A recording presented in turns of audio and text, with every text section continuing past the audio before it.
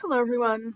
Today I wanted to tackle a question that I get asked fairly frequently, which is basically what is the relationship between the Irish Tuatha De Danann and the Aos Sidhe or the fairies in Ireland? And this is one of those questions that's very complicated. And I think a lot of people, when they ask, are kind of looking for a simple answer.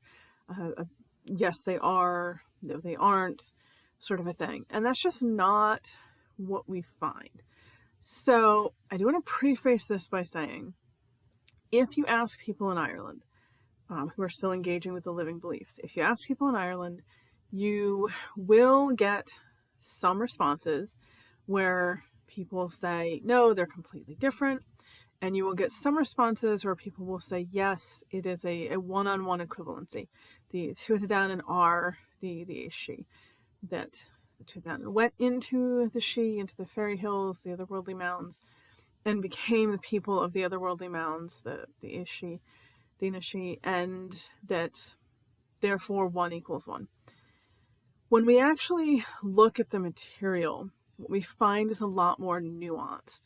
So where I'm coming from with this particular question and this concept, I'm looking at the oldest mythology, the oldest stories in the original language, which is important because translations are not always the most reliable source when you're trying to do these sorts of analysis.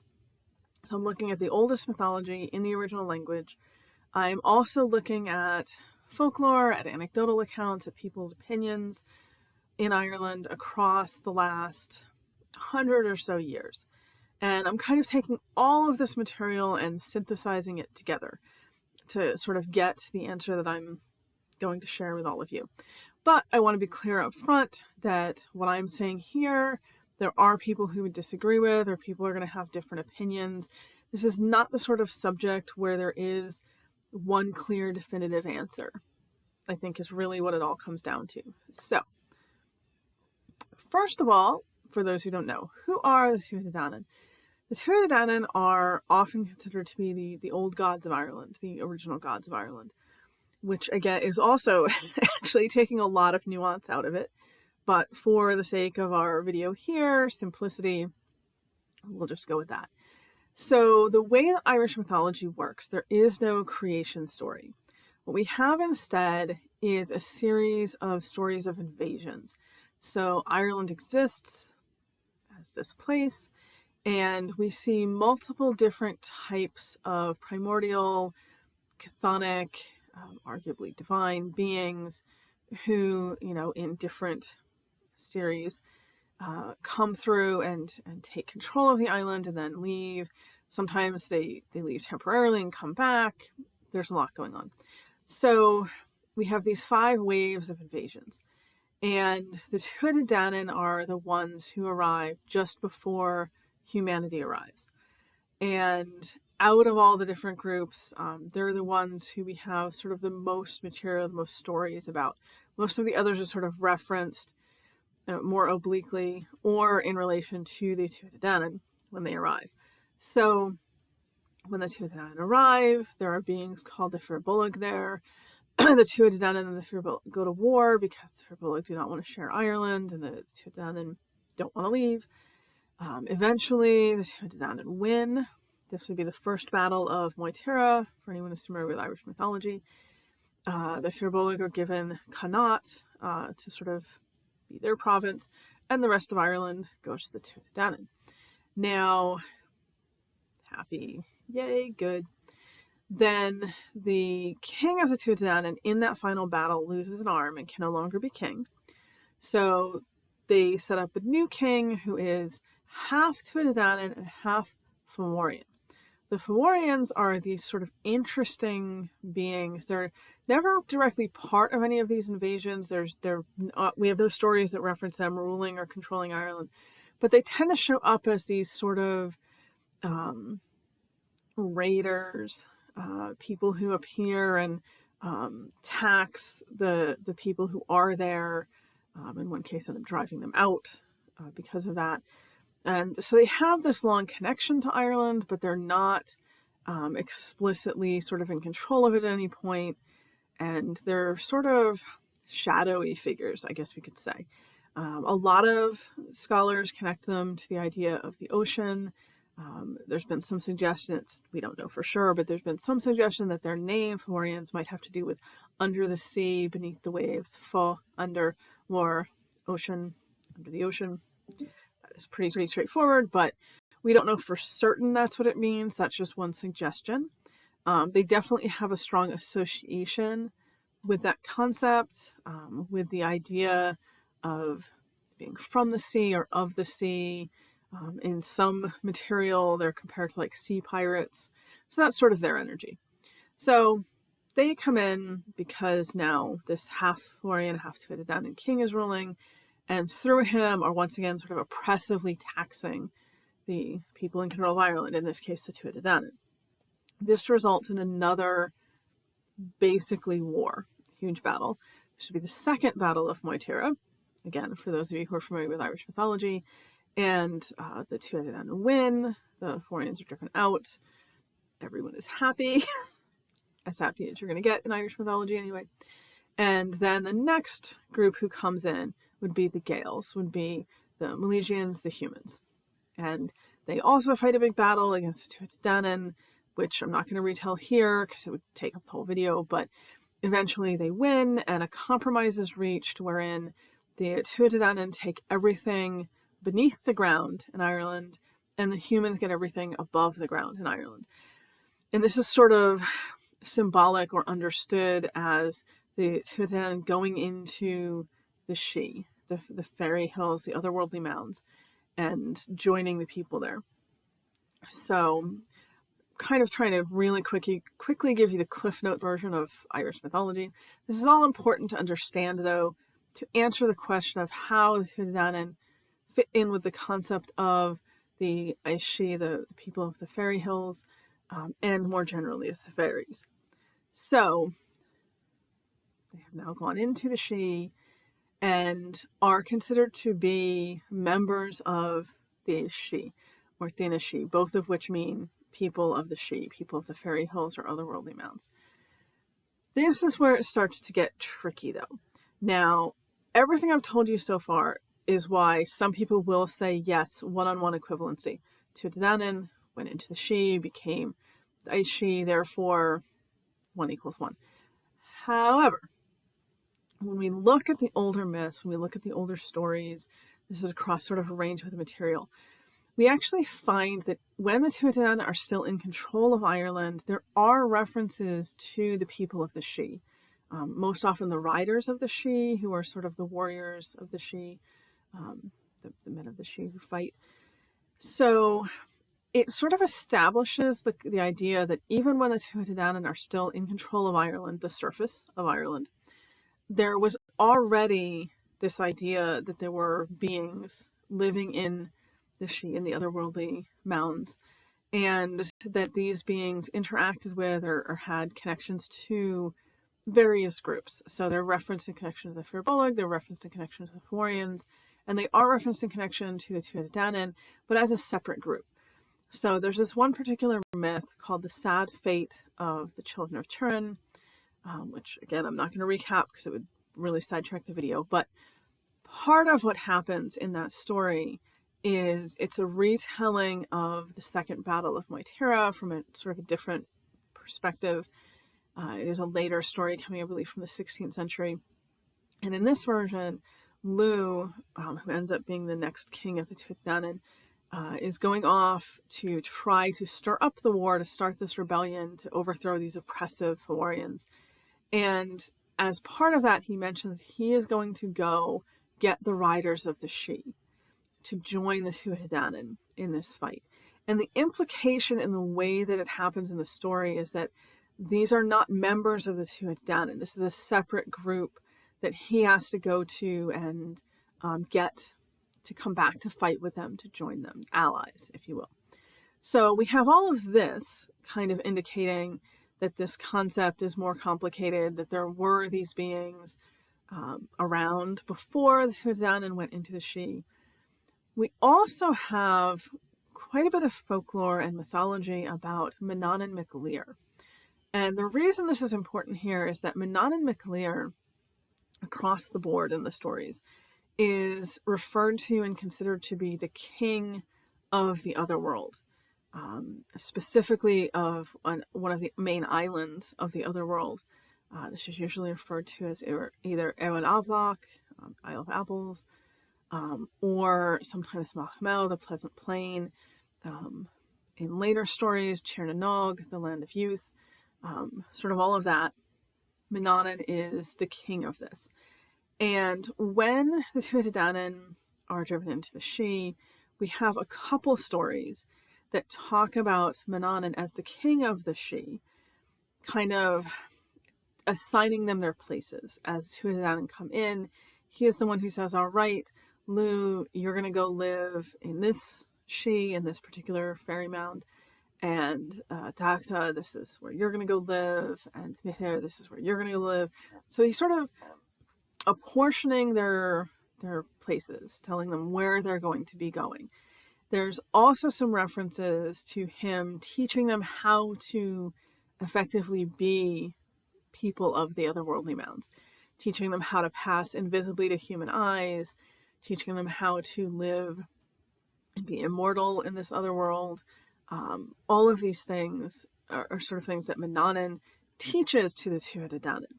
So again, the clear implication here is that Manannán, as king of the otherworld, predates the Tuatha De Danann going into the Aos Sidhe, not going into the fairy folk, because that's weird, going into the Sidhe, going into the fairy mounds, and joining the Aos Sidhe, becoming people of the fairy mounds.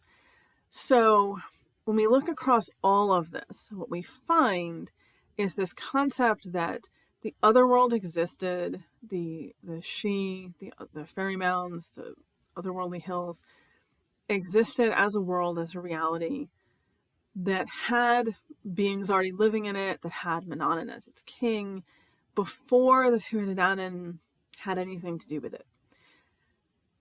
This is where it gets complicated again, though, because once the Tuatha De Danann go into the Sidhe, go into the otherworldly mounds, most of them that we know that are named, become kings or queens of these Sidhe.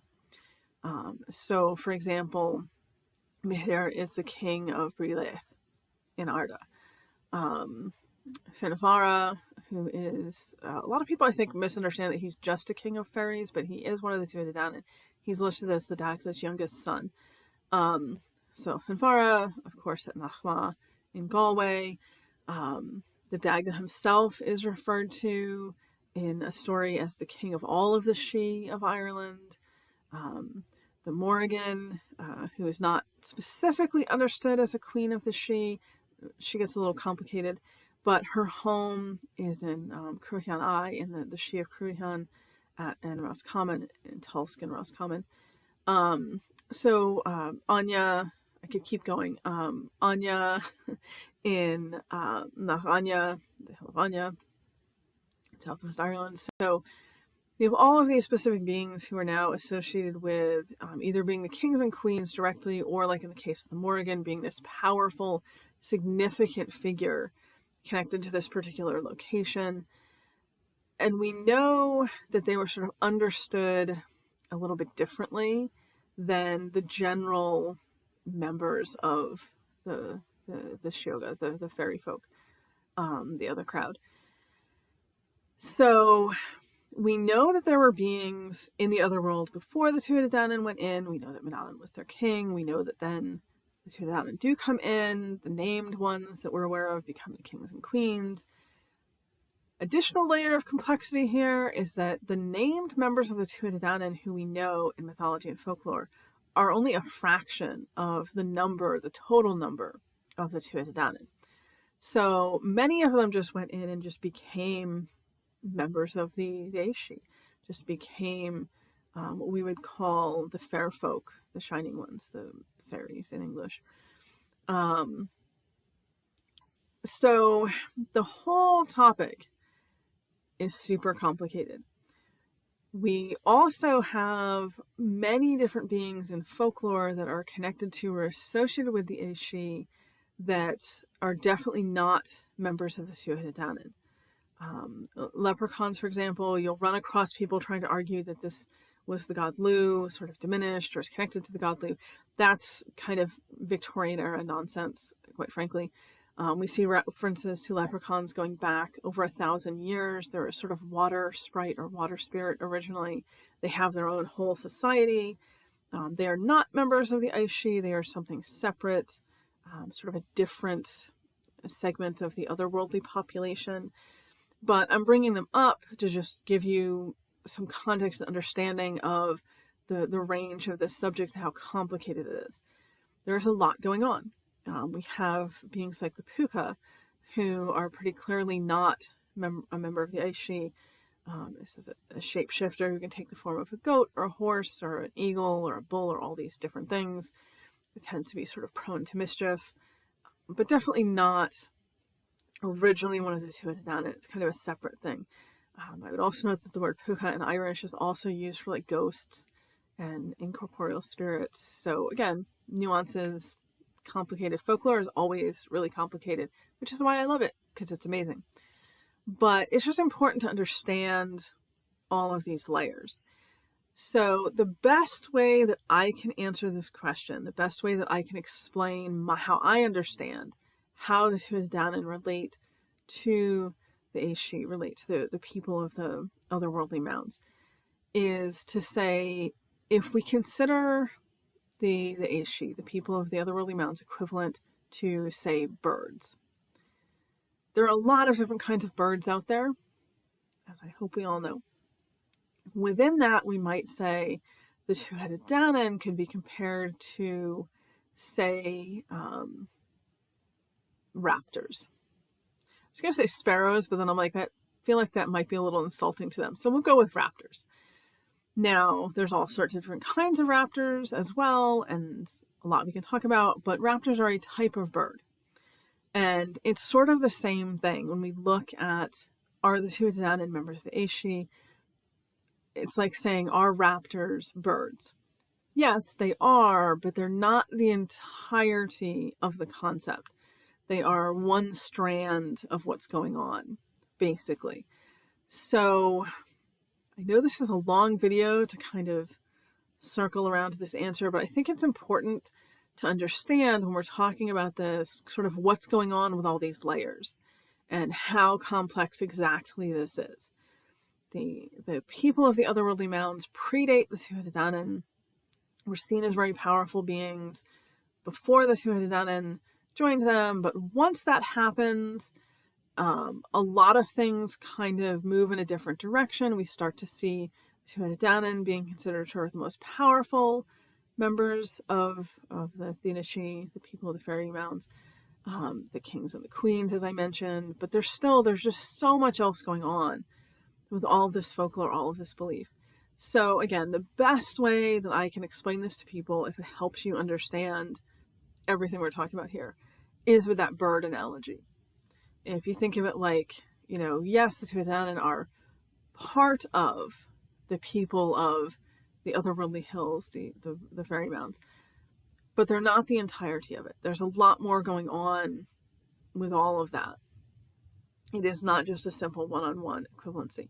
I say with the understanding that you will ask some people in Ireland and they will say, yes, it is a simple one-on-one equivalency.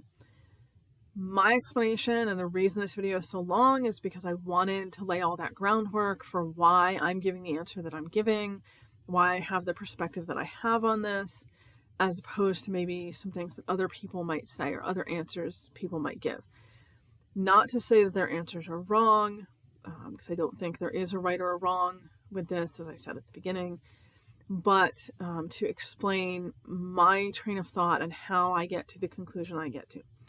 If someone tells you, yes, it's a direct equivalency, that's their opinion, that's their viewpoint, there's nothing wrong with that. If someone says, no, the Tuatha De Danann are completely separate and different, that's, again, their opinion.